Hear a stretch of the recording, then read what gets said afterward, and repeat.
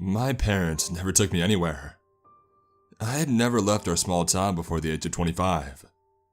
And once I did, and I realized just how much I love the road. Most truckers will tell you that they have a list of freaky shit a mile long that they've seen while on the road. And in my 30 years, I thought I had already seen the worst. I was so unbelievably wrong. I was on my way from San Antonio towards Dallas after making a 7 o'clock drop-off. I still had a few hours to go when I stopped at a small diner off 35. I had missed lunch that day and I had to piss like a racehorse. I pulled my rig into the gravel lots and I parked around the side of the building. I locked up and I jogged inside. When I first got inside, there were a few things I noticed right away. One, the restaurant was completely empty. I don't mean that there was only a few tables of diners. I mean there was nobody. There were no waiters, no cooks, no anyone. I took a second look at the door to see the open sign blinking red. I found my way to the bathroom to relieve myself. I figured, if anything, I would just use the restroom and leave to find a McDonald's or something at the next exit. However, when I exited the bathroom, I was no longer the only person in the restaurant. Sitting at the bar was an older gentleman. His gray hair was neatly gelled away from his face. He had a dark gray suit that was fitted nicely onto his slender frame. He appeared to be in his 70s, and he was taking a drag of a cigar as I stepped out. He didn't immediately acknowledge my presence, but after taking another drag, he looked over at me. He nodded lightly and he patted the stool beside him, gesturing for me to sit down. I was hesitant at first, but I figured the guy was probably harmless. I walked over and I sat down beside him, looking around for any other employees, but I saw none. "Can I get you a drink?" he asked, his voice lower than I expected, and gruff from what must have been years of chain smoking. "Oh, just a water." He eyed me for a few seconds. His dark brown, wrinkled eyes scanned my face up and down, a few times before he made a move to stand. I noticed that he used a cane as he made his way around the counter to the sink. As he began to fill up my cup, he glanced back at me. "We don't get a lot of customers here," he said, sitting a full cup of water in front of me, leaning his arms onto the bar, watching me. "Do you work here?" I asked, taking a small sip. The man chuckled softly. "Sort of. I own it." I nodded and I looked around once more. "How long have you been here?" "As long as I can remember," he answered, standing up straight. "You hungry?" he asked, turning away from me. "Yeah, I could go for a burger or something." And the man nodded and disappeared to the back for a few minutes. He returned with the juiciest burger that I'd ever seen, accompanied with a pickle and a side of chips. He gently sat it in front of me, and then slowly made his way back around the bar to a seat beside me. I quickly dug into the meal, realizing just how hungry I was. The man watched me for a few moments before speaking up again. "What's your name?" I swallowed the bite of my mouth and I glanced over. "Steve," I said quickly before shoving more burger into my mouth. The man nodded slightly. "I'm Nick." He pulled a cigarette out of his suit pocket and lit it. He headed towards me, offering a hit. I politely declined and I finished up my food. "Thanks for the dinner. It was delicious. What do I owe you?" I asked, standing up. Nick looked over at me and he smirked. "Son, people who want more than just a meal." I stood awkwardly, unsure how to respond to that. Okay." Nick stood up and he walked over to the entrance. "Food is not what you truly desired tonight." I stared at him for a few seconds, unsure if he was joking or just totally off his rockers. I laid a 10 on the table and I walked towards the door, brushing against him as I shoved it open.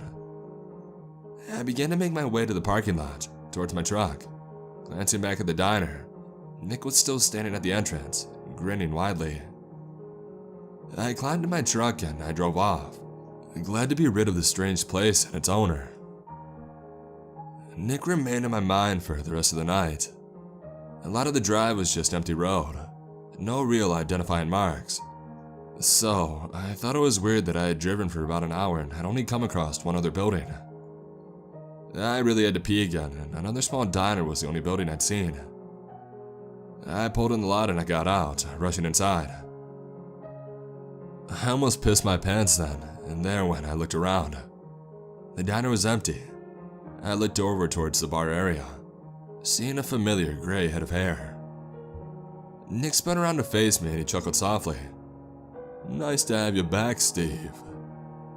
Now, I was partly scared and partly furious. "What the fuck do you want with me?" I yelled at the man. "How did you do this?"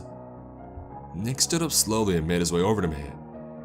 "It's what you want, not me." He gestured to a nearby booth and I reluctantly sat down across from him. "So, Steve," he started, "tell me a little bit about yourself." I did not have time for this. "Bite me," I said harshly, almost spitting at him in the process. I wasn't sure why I was so angry, but perhaps my fear had just manifested in that way.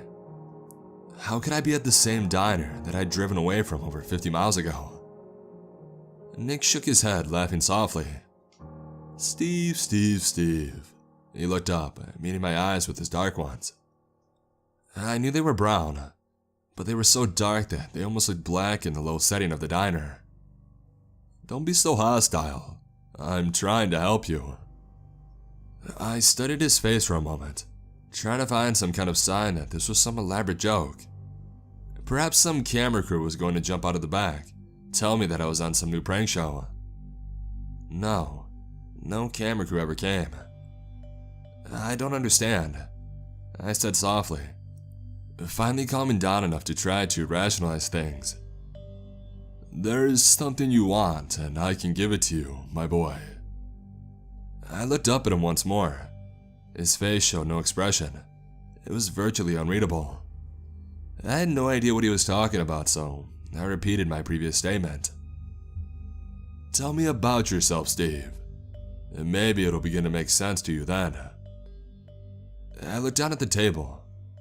I hadn't talked about it before, but I was ready to. If it got me out of this shithole, I'd do anything. I've been a trucker for 30 years now. Nick nodded, leaning back in the booth. "Why?" What kind of question was that? I like driving.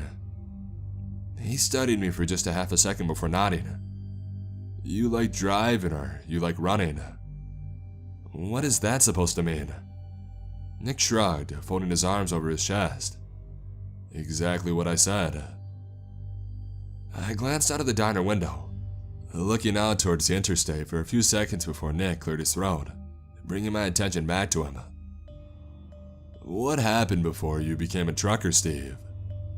I looked down at the table, unable to make eye contact with him. "I had a family," I said, almost whispering. "You did? A wife and a beautiful daughter," he said, a smug look on his face. I snapped my head up. How did he know that? Nick must have caught on to my surprise pretty quickly because he responded to the question I hadn't actually asked. "I know everything, son." "Then why did you ask?" I said, beginning to get angry again. "Because you have to be the one to say it." "Yeah, I had a wife and a daughter, but they're gone now and they've been gone for a really long time." Nick nodded, leaning forward, resting his elbows on the table. "And what happened to them, Steve?" They're dead. From a fire." Nick watched me quietly for a few moments. "I'm very sorry to hear that, Steve." He wasn't lying. He was being sincere in his sympathy. I nodded quietly, not meeting his eyes. "I don't mean to be a buzzkill, Steve, but nice people don't end up in my diner," he said, abruptly ending the awkward silence that had been occurring. I looked up at him. What? Nick folded his arms across his chest once more. What really happened that night, Steve? I shook my head. I already told you, it was a fire. Faulty wiring, I said, leaning back in the booth. Nick nodded once more. I could finally make something out of his face. He was thinking. The gears in his mind were turning as he thought of his response. You don't believe that, he finally said. Of course I do. Nick chuckled softly. But we both know that wasn't actually what caused the fire. He sat up straight, leaning in close to me. We both know that coincidence is what saved your ass. He laughed softly again. Did the faulty wires pass out with a lit cigarette as well? I stood up, shoving the table towards him hard. What are you insinuating? I yelled, getting in his face. I grabbed him by his suit collar, his cane falling to the ground. I drew back my fist, ready to hit him. It was a drunken mistake, Steve, he said to me, not even flinching at my sudden outburst. I looked over him. Who are you? Nick laughed quite loudly this time. If I told you, you'd never believe me. I let go of his shirt collar, picking up his cane for him before straightening him up again. What is it that you want?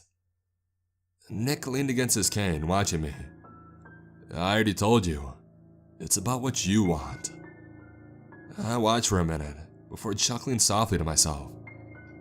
You can't give me what I really want, I said to him, looking him in the eyes. He didn't break eye contact as a wide smile spread across his face. Try me. I stared at him for a long time, searching for any deceptiveness. I found none. I sat back down at the booth and I sighed deeply, staring at the ground. I felt tears prick in my eyes as my throat swelled a bit. I want them back, I croaked out. Nick watched me for a long time before speaking up again. I can do that. I looked up at him, tears now actively flowing down my cheeks. That's not funny. Nick shrugged. Who said I was joking? I stood up, getting in his face again.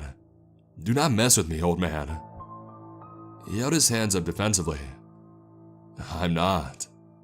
I let go and he crossed his arms. I can give them back to you for a price. I rolled my eyes before locking eyes with him again. What's the price? I asked, genuinely interested in what this crazy old bat would want. Nick chuckled quietly. Well, Steve, all I want from you is your soul. My soul? I asked, almost in disbelief. Yeah, it was official.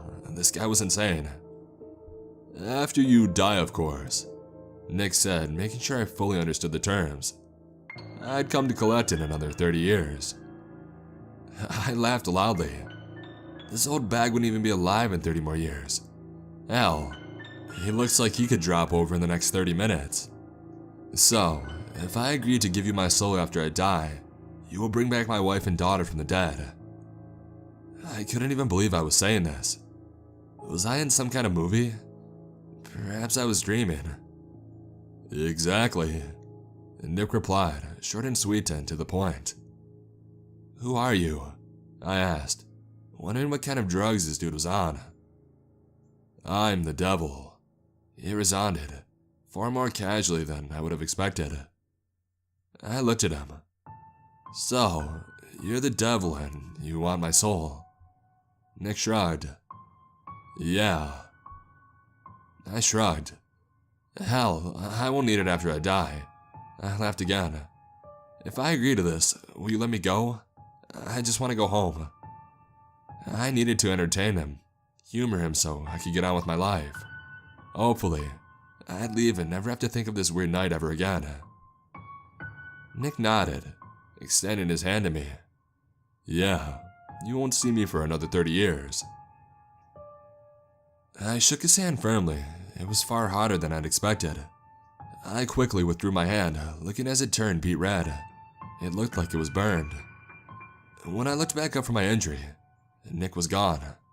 Not just that, the entire diner was gone. I looked around. I was pulled off into a small field. My truck parked about 100 yards away on the side of the road. I looked around once more, but saw nothing in any direction. I quickly jogged back over to my rig and I pulled back onto the interstate. I drove straight home, not wanting to stop again for fear I'd never make it back. I arrived around midnight, which is nearly impossible considering the drive was 4 hours and I'd spent at least 2 in that stupid diner. It should have been closer to 3 or 4 in the morning, but no, it was like that I never even stopped on the way home. As I unlocked my door and I stepped inside, looking around in the dark, I flipped the light switch on and I kicked off my boots. "Steve, is that you, sweetheart?" I heard a voice call from upstairs. I froze. That wasn't just anyone's voice. No, that was Christina's voice. My Christina. The one that I'd lost all those years ago. I heard the patter of little feet scamper across the floor upstairs. Daddy? This was impossible. My little girl had died 30 years ago. She was only 7 and the prettiest girl that I'd ever met. I thought every day how I had taken her life from her and her mother. "Christina, Marie," I called back, in disbelief at what I was hearing. Was it possible that Nick was telling the truth? He really was the devil. It meant that I really had sold my soul. It didn't matter now though. I had 30 years before I had to pay up. I had 30 years to spend with my family. 30 years I thought I'd missed out on. I was deep in thought as my wife and daughter finally made their way down the steps. I realized then that Nick was without a doubt the devil himself. I had made a deal with the devil, and the reason I knew was because he was notorious for being a trickster. I looked over my wife and my child, trying not to vomit. Their skin was black and charred, falling off in chunks all over their body. Their clothes were melted and fused into their skin, and they absolutely reeked. I knew then and there that these next 30 years with them would be worse than the 30 years spent grieving over them. They were now a constant reminder of what I had done. And the worst thing of it was that I had sold my soul for this, and I think I know exactly how he's going to kill me. I may as well take the smoke detectors down now.